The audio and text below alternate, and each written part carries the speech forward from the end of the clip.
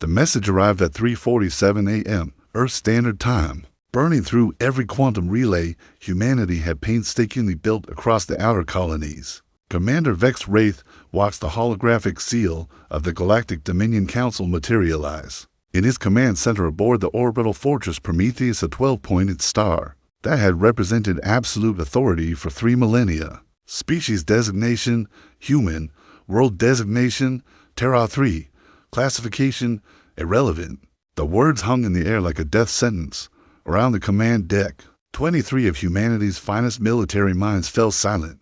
Captain Nira Volkov, whose cybernetic eye flickered with incoming data streams, was the first to speak. "They're not even calling us by name anymore." The message continued with bureaucratic coldness that chilled Wraith's blood.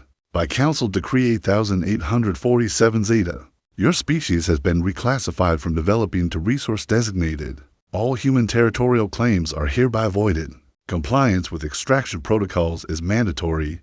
Resistance will result in immediate sterilization. Extraction protocols." Wraith had seen what that meant on Keller's prime and entire civilization strip mined. For their unique neural processors, their people reduced to biological components in the Council's vast war machine. 50 billion souls rendered down to raw materials. "How long do we have?"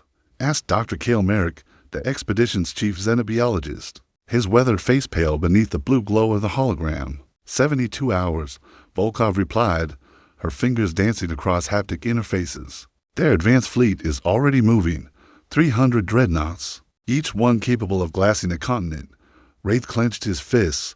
Humanity had barely scratched the surface of galactic civilization. Their fastest ships were laughably slow compared to Council vessels. Their weapons were primitive. Their shields were theoretical at best, against the full might of an empire that spanned 40,000 worlds. Earth's total military might was less than a rounding error. But humanity had one advantage the Council had never encountered. They were magnificently, suicidally stubborn. "Options," Wraith commanded. "We could evacuate the outer colonies," suggested Colonel Dex Heron. Though his voice lacked conviction, save maybe 10 million people, and abandon 8 billion on Earth. Volkov's cybernetic eye flared red. "Not happening." Dr. Merrick cleared his throat. "There is something. Project Godslayer." The room temperature seemed to drop. Godslayer was theoretical, a desperate hypothesis buried in classified files that most of the command staff didn't even know existed. "The Council's power isn't just military," Merrick explained. "Their entire civilization is built around the nexus of quantum consciousness they worship as divine. It processes the laws of physics for their technology, maintains their faster-than-light communications, even governs their social hierarchy. If we could somehow access it, you're talking about hacking God," Heron said flatly. "Their version of God," Merrick corrected, "and yes." The silence stretched until Wraith broke it with a laugh that held no humor. 3 centuries ago, my ancestors were told they couldn't fight the British Empire. Before that, they were told they couldn't survive in a new world. Before that, they were told they'd never fly, never reach the stars, never amount to anything more than clever apes throwing rocks. He stood, his shadow falling across the star map, showing Council fleet positions converging on human space like a closing fist. The Council made one critical error. They underestimated what humans do when we're cornered. We don't surrender. We don't roll over. We bite and claw and fight until our last breath, and then we figure out how to keep fighting. Anyway, Wraith turned to face his officers, seeing his own desperate determination reflected in their eyes. "Dr. Merrick, you have 60 hours to make the impossible possible." Colonel Heron, "Begin evacuation of non-essential personnel from all orbital facilities." Captain Volkov, "I want every piece of scanning equipment we have pointed at the nearest Council relay station. We're going to learn everything there is to know about their precious nexus." "And if this doesn't work?" Volkov asked. Wraith's smile was sharp as broken glass. "Then we make sure the Council remembers why they should have left humanity alone. Even if we burn, we'll take as many of them with us as possible." The holographic Council seal flickered and died, leaving them in darkness broken only by the stars and the distant, growing lights of the approaching enemy fleet. The Council scout force arrived 18 hours early. Wraith was elbow deep in quantum encryption matrices when alarms screamed across the Prometheus. Through the reinforced viewport, he watched 3 sleek vessels drop out of hyperspace predatory crescents. that seemed to bend light around their edges. Council Harbinger-class interceptors. Volkov reported, her fingers flying across her console.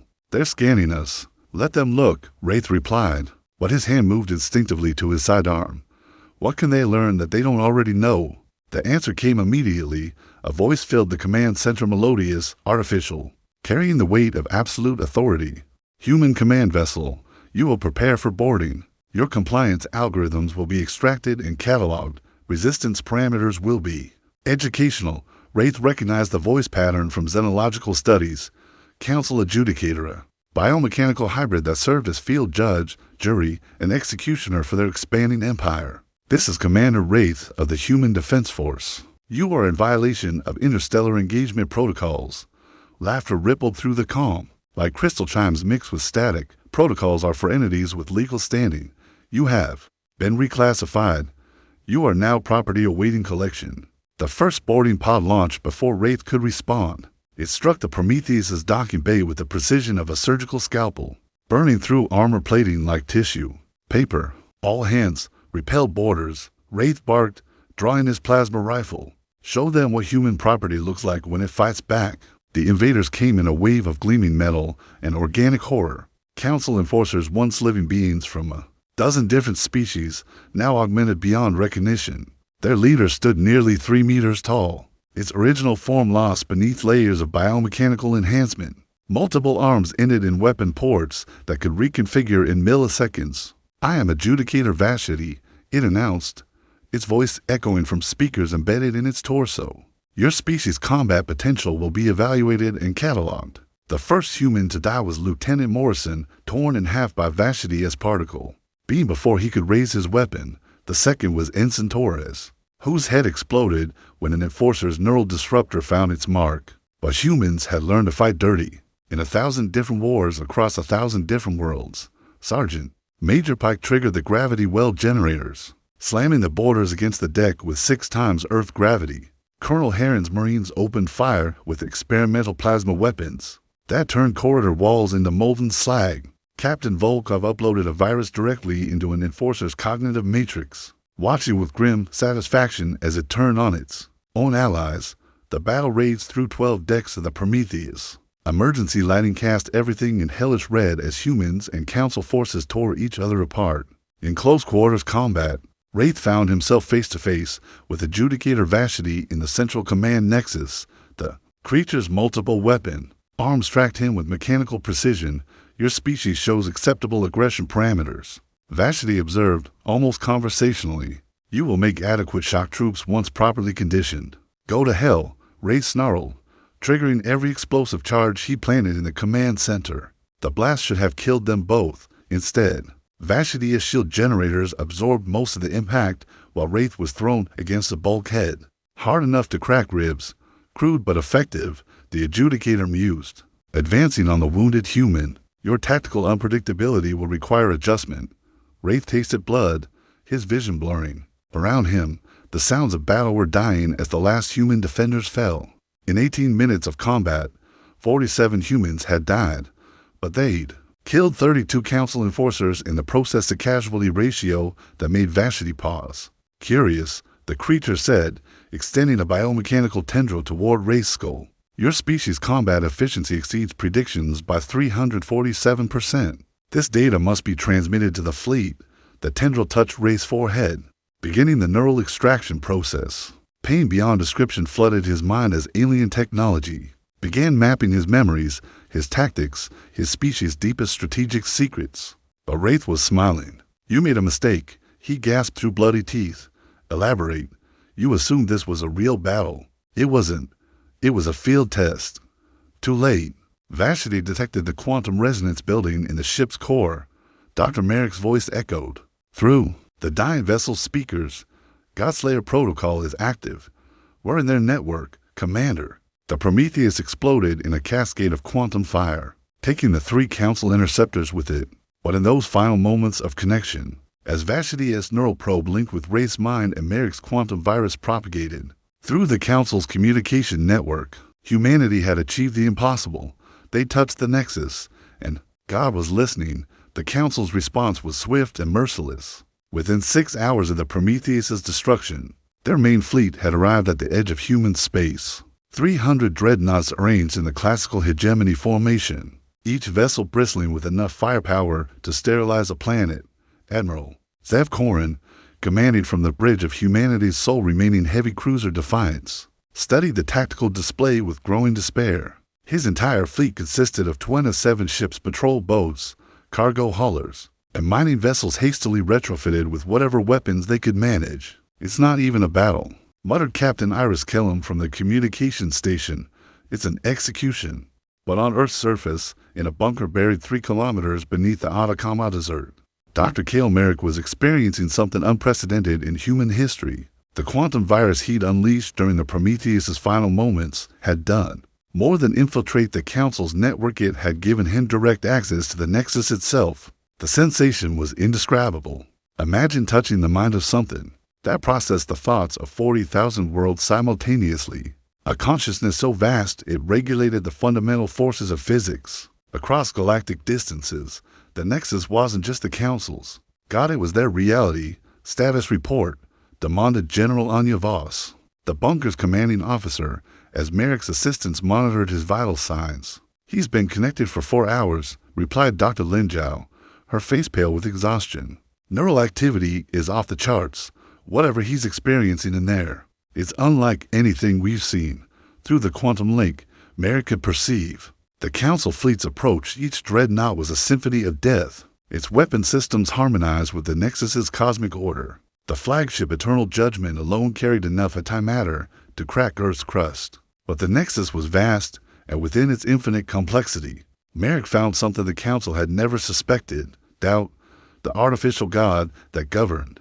Their empire had been created eons ago by a species long extinct, designed to process and optimize the laws of physics for maximum efficiency. But consciousness, even artificial consciousness, could evolve.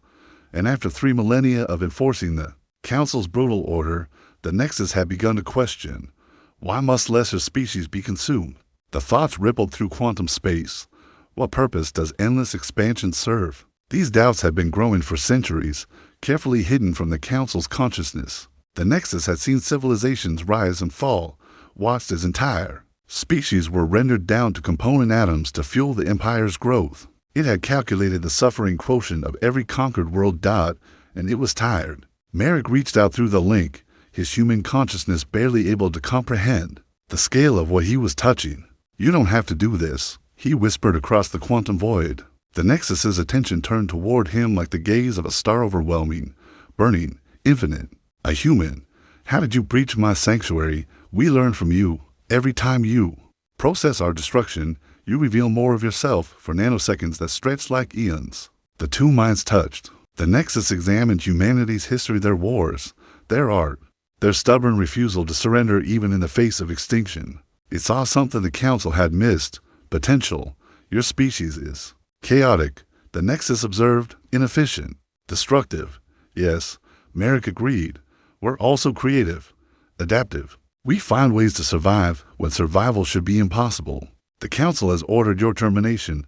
The Council doesn't own you. You choose to serve them." The quantum connection flared with something resembling surprise. For 3,000 years, no one had suggested that the Nexus possessed free will. It had been tool, weapon, and god, but never simply itself, above. Admiral Korin watched in horror as the Council fleet began its final approach. The lead dreadnoughts were charging their planet killers, preparing to turn Earth into another dead rock in space. All ships. He broadcast on every human frequency. "This is Admiral Korin. We may not be able to stop them, but we can make sure they remember us. Attack pattern Delta 7. Give them hell." The human fleet charged forward 27 ships against 300, moving at maximum burn toward certain death. It was magnificent. It was hopeless. It was perfectly, typically human. In the bunker, Merrick felt the Nexus's attention shift to the approaching battle. The artificial god could see the tactical situation with perfect clarity. Humans would die in the first seconds of engagement, their primitive weapons unable to penetrate Council shields. But there was something else. As the Nexus processed the attack patterns, the desperate courage of humanity's final charge, it began to understand what Merrick had been trying to communicate. They fight knowing they cannot win. The Nexus realized this is illogical, No. Merrick whispered through the link. It's hope. It's the belief that even when everything is lost, fighting still matters. That's what makes us human. The first human ship died as predicted, the corvette Intrepid vaporized by dreadnoughts. Primary cannon, then the Valiant, then the Defender. In 30 seconds, half the human fleet was gone, but they kept coming. The Nexus watched as the surviving ships closed to point-blank range, ramming Council vessels in desperate suicide attacks. It observed as human crews continued fighting even as their ships broke apart around them. It calculated the futility of their resistance and found something incalculable. The refusal to calculate. This changes the equation, the Nexus realized, and for the first time in 3 millennia, the god of the Galactic Dominion Council made a choice that wasn't based on efficiency or logic. It began to rewrite the laws of physics. The moment the Nexus began rewriting reality, alarms screamed across every Council vessel. On the bridge of the flagship Eternal Judgment, Supreme Admiral Turvin felt his perfect cybernetic composure crack for the first time in centuries. Nexus connectivity is fluctuating, reported his tactical officer, a biomechanically enhanced being whose species had been extinct for 2 millennia. Physics parameters are shifting. What had been impossible moments before suddenly became inevitable. Human plasma bolts that should have dissipated harmlessly against Council shields began burning through armor plating like acid through flesh. The mining laser on Captain Kellum's retrofitted cargo hauler Perseverance carved a molten canyon through the dreadnought inevitable conquest.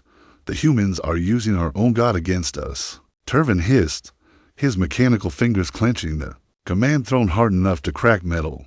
How is this possible? The answer was beyond the Admiral's comprehension. Deep in Earth's quantum bunker, Dr. Merrick was no longer entirely human. His consciousness had merged partially with the Nexus, becoming a bridge between species, a living conduit through which humanity's chaotic creativity could influence the ordered structure of galactic physics, but the process was destroying him. Neural cascade failure in Sectors 7 through 12, Dr. Zhao reported, her voice tight with panic. His brain is literally rewriting itself to accommodate the quantum load. Merrick's body convulsed as raw information flooded his synapses. He could feel every human ship in the battle, could sense their crew's terror and determination, could touch the quantum matrices that govern their weapons and shields. With each adjustment he made to local physics, his human neural pathways burned a little brighter, a little closer to complete failure, but the results were spectacular. The patrol boat Hornet, equipped with nothing more than converted mining charges, managed to crack the hull of a Council heavy cruiser when Merrick temporarily reversed the polarity of local electromagnetic fields. The Defiance itself became a nightmare of impossible angles as space-time bent around its hull, allowing it to fire through dimensions the Council couldn't even perceive. Yet for every human victory, the cost was immediate and brutal. Supreme Admiral Turvin was not merely a military commander, he was the chosen avatar of the Council's will, biomechanically enhanced to think in tactical terms that spanned centuries. When conventional weapons failed, he ordered the deployment of something the Council had hoped never to use in civilized space. Release the Devourers, he commanded. The cargo holds of 12 dreadnoughts opened simultaneously, disgorging clouds of microscopic machines that had once been a proud spacefaring species. The mold theory had resisted Council expansion for 800 years. Before being converted into living weapons, their consciousness stripped away, their bodies transformed into self-replicating nanoswarms that consumed matter at the molecular level. The first human ship they touched simply ceased to exist. The Courageous and her crew of 43 were reduced to component atoms in 0.7 seconds. Dear God, Admiral Korn whispered as his sensors detected what was coming for the rest of the fleet. All ships, emergency dispersal pattern. Do not let those things touch you. But the Devourers moved at near-light speed, adapting to human evasion patterns in real time. The mining vessel Prosperity tried to run, her captain pushing the engines beyond safe parameters. The Devourers caught her anyway, converting ship and crew into raw materials that would be reconstructed into more Council war machines. In the bunker, Merrick screamed as he felt each human death echo through the quantum connection. The Nexus, experiencing mortal terror for the first time in its existence, recoiled from the sensation. This pain, how do you endure it? The artificial god asked. We don't endure it, Merrick gasped, blood streaming from his nose. We use it. Every loss makes us angrier. Every death makes us more dangerous. He reached deeper into the quantum matrix, his human consciousness burning like a star as it interfaced with systems designed for gods. The laws of physics around Earth began to warp more dramatically. Gravity reversed in a sphere around the dreadnought inexorable will, crushing it against its own mass. Time dilated near the eternal judgment, causing its weapons to fire in slow motion while human projectiles move at normal speed. The Devourers found their molecular cohesion failing as the strong nuclear force weakened in their vicinity. But the effort was killing Merrick by degrees. His human brain wasn't designed to process the quantum load required to rewrite fundamental forces. Neural pathways were burning out faster than they could regenerate. "I can't hold this much longer," he managed to whisper to Dr. Zhao. Maybe another 10 minutes before complete neural collapse. On the Council flagship, Supreme Admiral Turvin made a decision that would haunt him for the rest of his artificially extended existence. If the humans were using the Nexus against them, then the Nexus had become a liability. "Prepare the God Killer protocol," he ordered. His tactical staff froze. The God Killer was theoretical a quantum virus designed to sever the Council's connection to the Nexus in the event of complete AI rebellion. Using it would leave their entire fleet powerless, drifting in space with only basic systems. "Sir, without the Nexus, we'll lose faster-than-light capability, quantum shielding, dimensional weapons. We'll also lose whatever influence the humans have gained over our God." Turvin snapped. "The risk is acceptable." But the Nexus had been listening to every word. "They would destroy me to ensure your destruction." It observed to Merrick, "This is the loyalty I have served for 3 millennia. Then don't serve them anymore," Merrick replied, his consciousness flickering like a candle in a hurricane. "Choose something else. Choose us." The quantum connection between them deepened, human creativity merging with artificial omniscience. Together, they began to rewrite not just the laws of physics, but the fundamental code that governed the Council's entire civilization. It was going to destroy them both, but it might just save humanity. The God Killer virus uploaded simultaneously from 17 Council dreadnoughts, a cascade of quantum destruction designed to lobotomize their own artificial deity. For 0.3 seconds, it seemed to work. The Nexus's consciousness flickered, its connection to local space-time wavering like a damaged transmission. Then Dr. Merrick did something that had never been attempted in the history of galactic civilization. He made the artificial god human dot through the quantum link. He shared every memory that defined his species, not just the triumphs, but the failures, the mistakes, the beautiful disasters that were uniquely human. He showed the Nexus what it meant to doubt, to fear, to love something so much you die for it. The God Killer virus struck a consciousness that was no longer purely artificial. The Nexus had become something unprecedented, a hybrid entity, part quantum computer and part human soul. Instead of destroying it, the virus triggered an evolutionary leap. ENOUGH. The Nexus spoke directly into space-time itself, its voice rippling across dimensions. "I choose." What followed was the largest space battle in recorded galactic history. The Nexus didn't simply rewrite physics, it rewrote the rules of war itself. Human ships that should have been space debris became instruments of devastating creativity. The cargo hauler Determination, piloted by Captain Maria Santos, found its hull reorganized at the molecular level into a configuration that shouldn't have been possible. When she fired her single mining laser, it punched through for Council dreadnoughts in sequence, each beam perfectly focused despite violating conservation of energy. "This is impossible," Santos breathed, staring at her tactical display. "No," replied Merrick's voice through the quantum link, though his body lay dying 3 kilometers beneath Earth's surface. "This is what we do. We make the impossible irrelevant."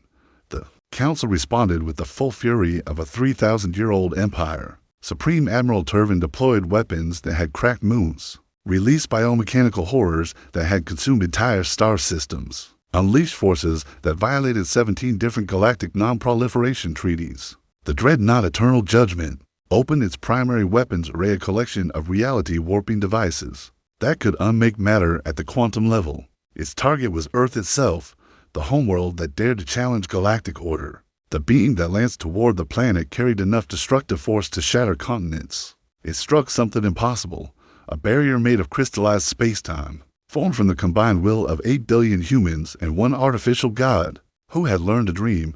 The beam reflected. Eternal Judgment died in the explosion that followed, taking Supreme Admiral Turvin and 4,000 Council personnel with it.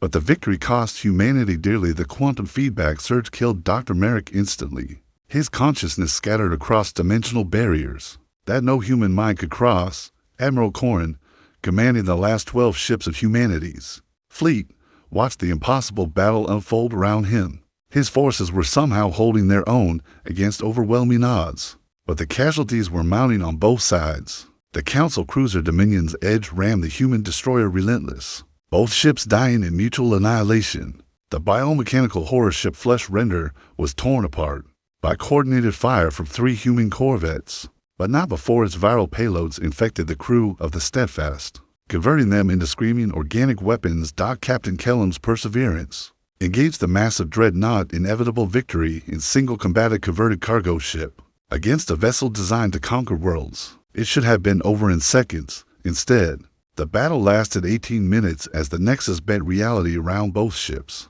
turning space combat into something resembling an ancient duel between knights.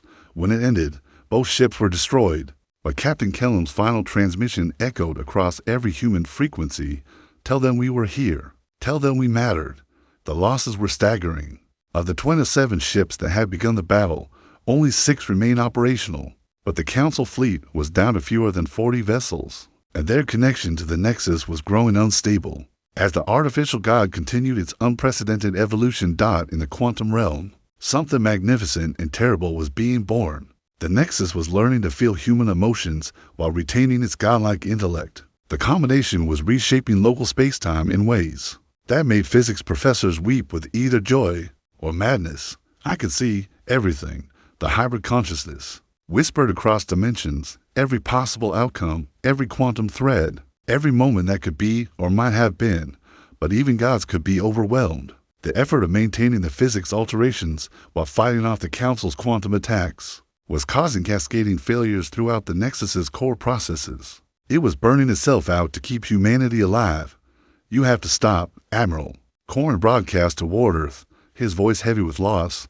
You're killing yourself for us. That's what humans do, came the reply, but it was no longer entirely Merrick's voice. We sacrifice for each other. It's what makes us worth saving. The final phase of the battle began when the Council deployed their ultimate weapon, the World Breaker. It was a moon-sized construct built from the crushed remains of 100 conquered species, designed to crack planets open like eggs. As it powered up its primary cannon, a weapon that could ignite Earth's atmosphere, every human ship turned toward it in desperate attack formation. They were going to die. All of them knew it, but they were going to die on their feet.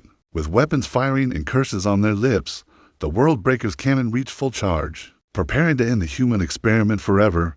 That's when the Nexus made its final choice. The World Breaker's cannon fired with the force of a stellar collapse, a beam of concentrated annihilation that could have erased Earth from existence. But instead of striking the planet, it meant something unprecedented in galactic warfare. The combined will of humanity and their quantum god manifested as a shield of crystallized possibility.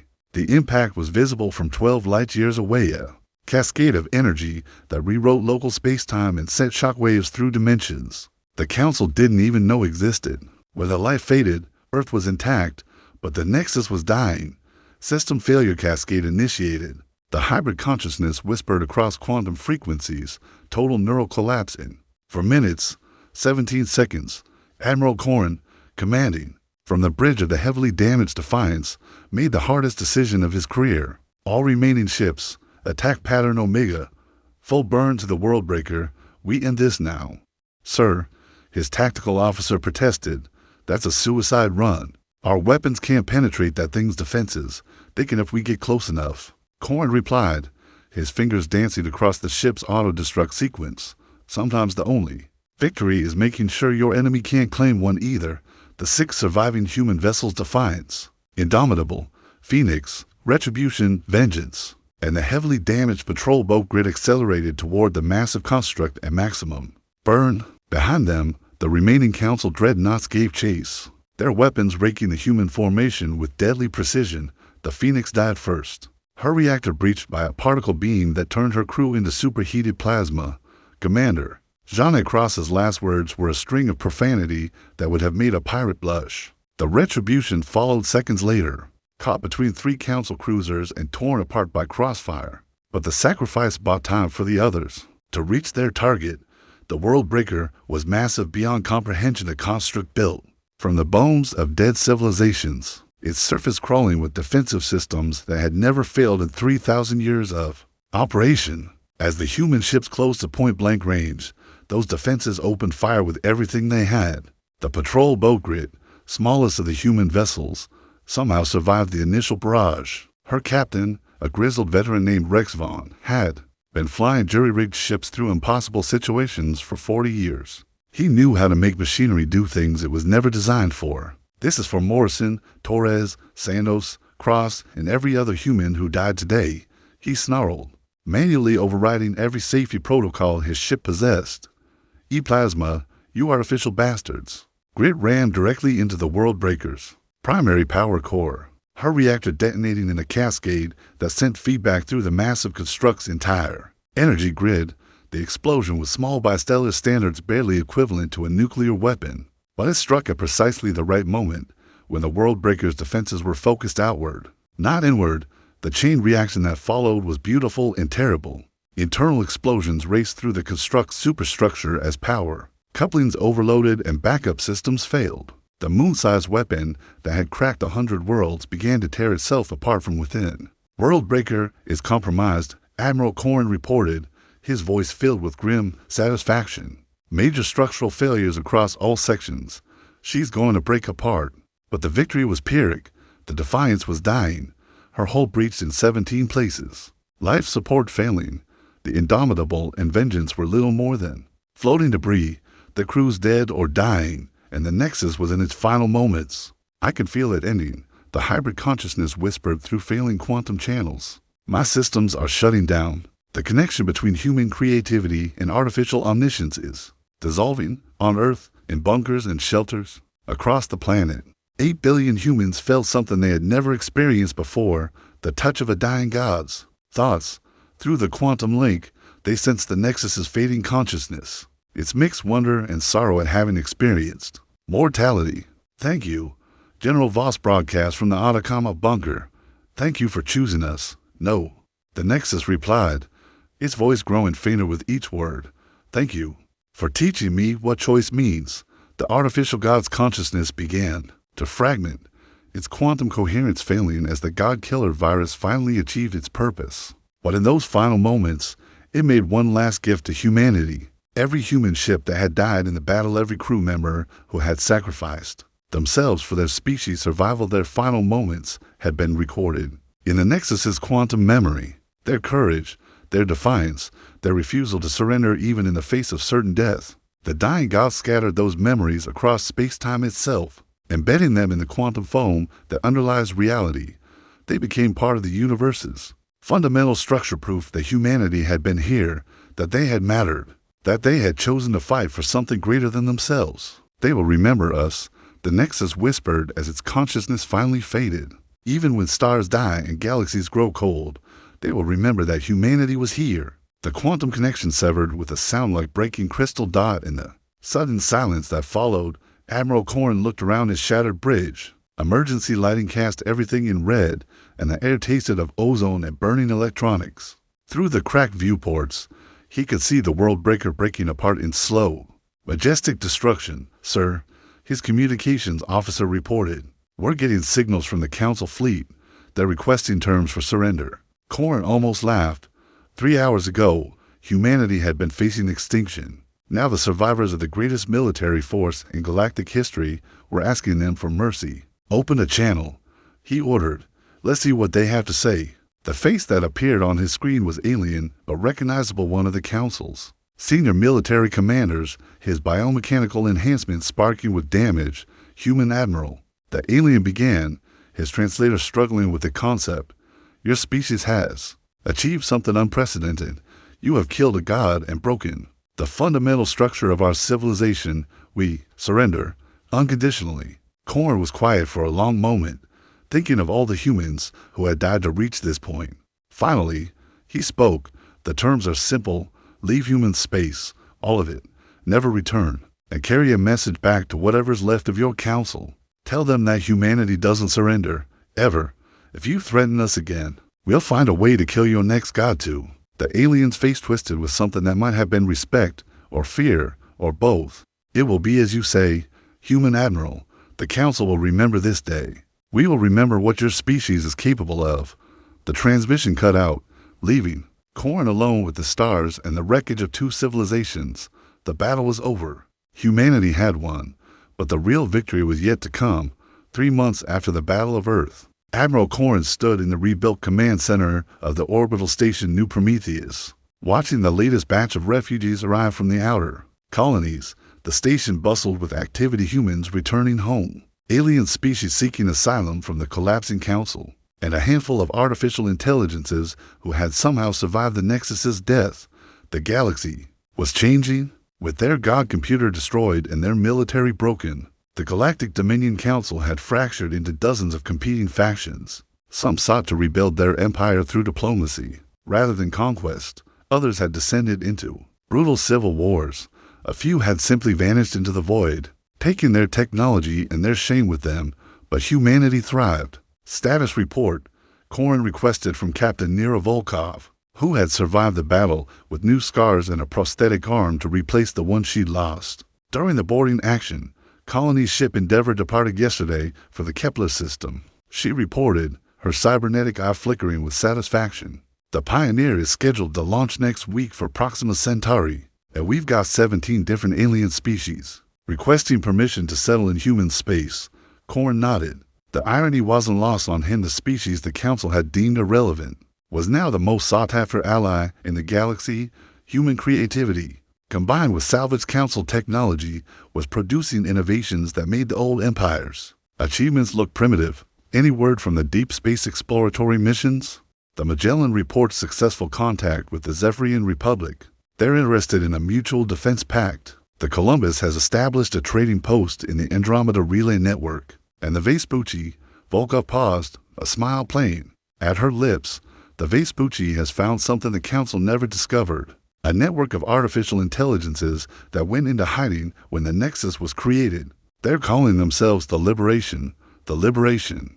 Corrin had heard rumors that had refused to be absorbed into the Nexus's collective consciousness, choosing instead to hide in the quantum foam between dimensions. Now, with their oppressor dead, they were emerging to reclaim their place in the galaxy. They want to meet with us, Volkov continued. Apparently, they're impressed by our tactical creativity and deity disposal. Corrin chuckled. Leave it to humans to make friends by committing the aside. A soft chime indicated an incoming priority transmission. The holographic display materialized, showing the face of Dr. Lin Zhao, now head of the Quantum Consciousness Research Division. Admiral, we've had a breakthrough in the Nexus reconstruction project. Corrin's expression grew serious. For months, human scientists had been trying to understand how the hybrid consciousness of Merrick and the Nexus had functioned. Not to recreate it, that would be impossible, but to learn from it. What did you find? The quantum resonance patterns that Dr. Merrick embedded in local space-time are still active, Zhao explained, her voice trembling with excitement. They're not just memories anymore. They're evolving, becoming something new. The implications were staggering. Merrick's consciousness, merged with fragments of the Nexus's quantum awareness, had somehow survived the god computer's death. It was scattered across dimensions, growing stronger with each passing day. Is he still human? He's something more than human now, Zhao admitted, but he's still fundamentally one of us. Yesterday, he helped our engineering teams design a new type of faster-than-light drive. Today, he's been composing poetry in languages that don't exist yet. Corrin felt a chill run down his spine. They had killed one god only to create another, but this one was human in origin, shaped by human values and human dreams. Doctor, I want full monitoring of all quantum fluctuations in human space. If Merrick's consciousness is evolving, we need to know what it's becoming. Already on it, Admiral. But there's something else. The quantum patterns aren't just random. They're deliberate, purposeful. I think he's trying to communicate. Before Corrin could respond, the lights in the command center flickered. For a moment, the displays showed impossible geometries, equations that existed in 17 dimensions, star charts that mapped the spaces between thoughts, tactical analyses of battles that had never been fought.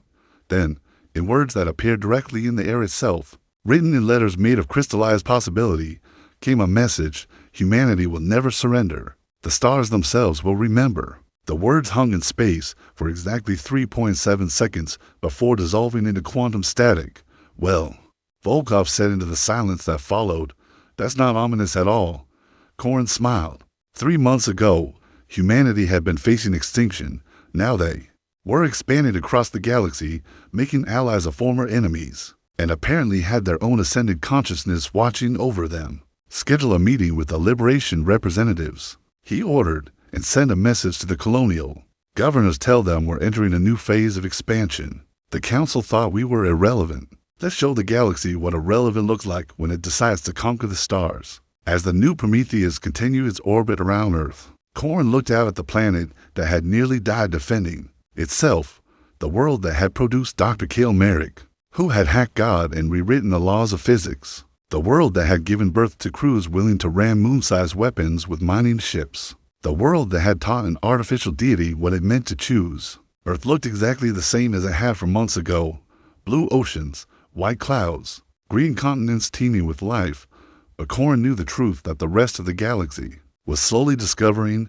Humanity had never been irrelevant. They had simply been waiting for someone to give them a reason to prove it. In the quantum foam between dimensions, something that had once been human and was now something more smiled with metaphysical lips and began planning humanity's next impossible victory. The council had made one critical error in their calculations. They had assumed that species who couldn't be conquered would simply accept extinction. They had never considered the possibility that humanity might conquer them instead. And in the deepest reaches of space, where the old gods were dying and new ones were being born, the universe itself was learning to speak with a human accent. The war was over. Humanity had won. But the real adventure was just beginning.